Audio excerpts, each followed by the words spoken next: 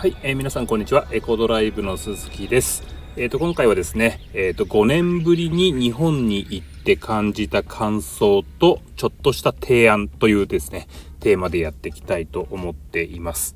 僕はですね、アメリカ西海岸にかれこれ20年ぐらい住んでるんですけども、だいたい2、3年に1回ぐらいは日本に、家族、子供と奥さんと一緒にですね、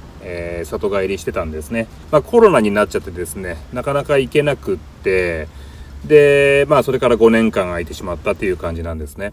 で、家族は、数ヶ月前に、家族だけで行ってるので、今回はですね、僕一人で、日本に行くことになったんですね。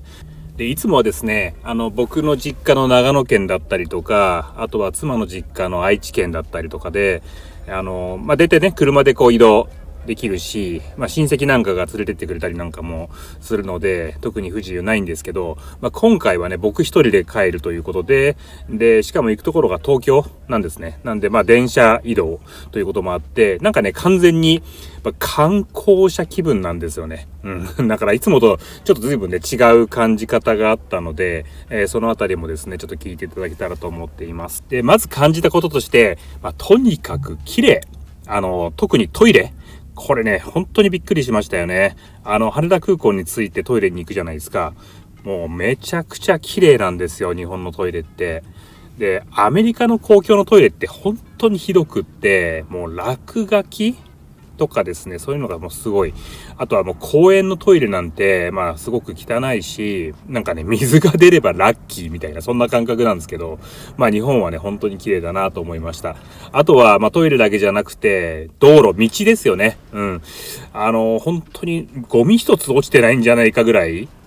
綺麗になってて、もちろんね、それを清掃してくれている方がいらっしゃるということだと思うんですけども、あとはこれは日本人が持ってるモラルの問題なのかなと思うんですよね。それこそ、なんですかね、僕、東京に行ったのって、海外に出てからもしかしたら初めてかもしれないですよね、20年間で。それこそ20年ぐらい前っていうのは、タバコのポイ捨てというか、タバコの吸い殻みたいなのがもうめちゃくちゃどこにでもあったし、なんかね、自転車なんかもすごく散乱してたりとか、なんかね、とにかく街が汚いっていうイメージだったんですけど、それが全然覆ってっていうか、本当にびっくりしましたね。もうめちゃくちゃ綺麗になってて、それが本当に驚きました。アメリカはというとですね、アメリカは何ですかね、穴ぼこだらけ道が穴ぼこだらけなんですよ。多分水はけが悪いんですよね。水はけ悪くて、雨が降るとですね、剥がれてくんですね。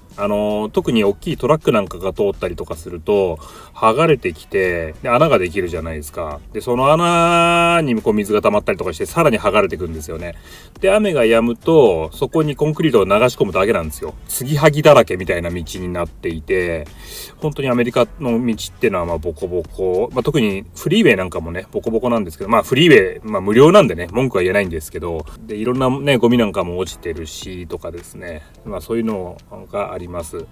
なんで、アメリカと比べると、本当に日本の道っていうのは綺麗だなと、改めて感じました。それから、あと、サービスがいい。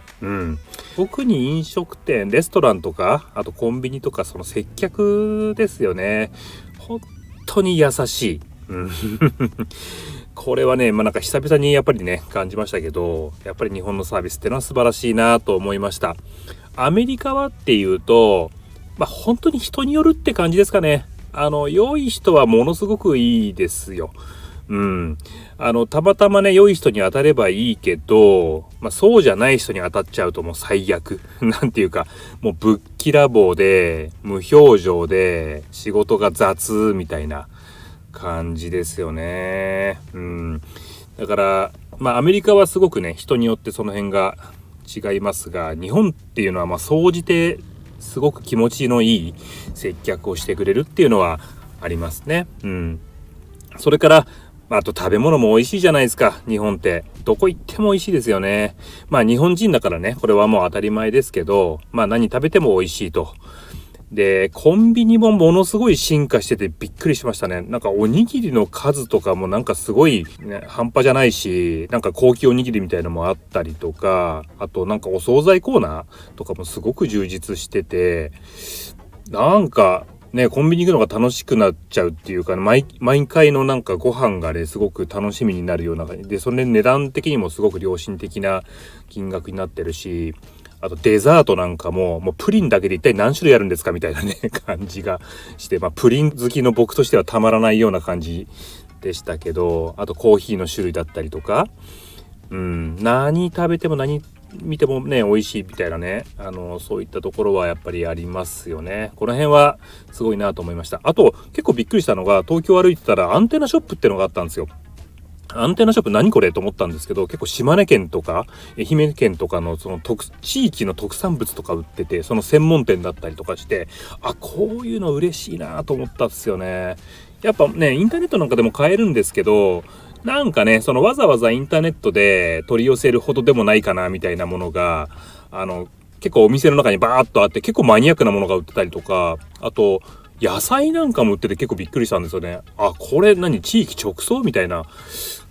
そういうのもなんかね、こう毎日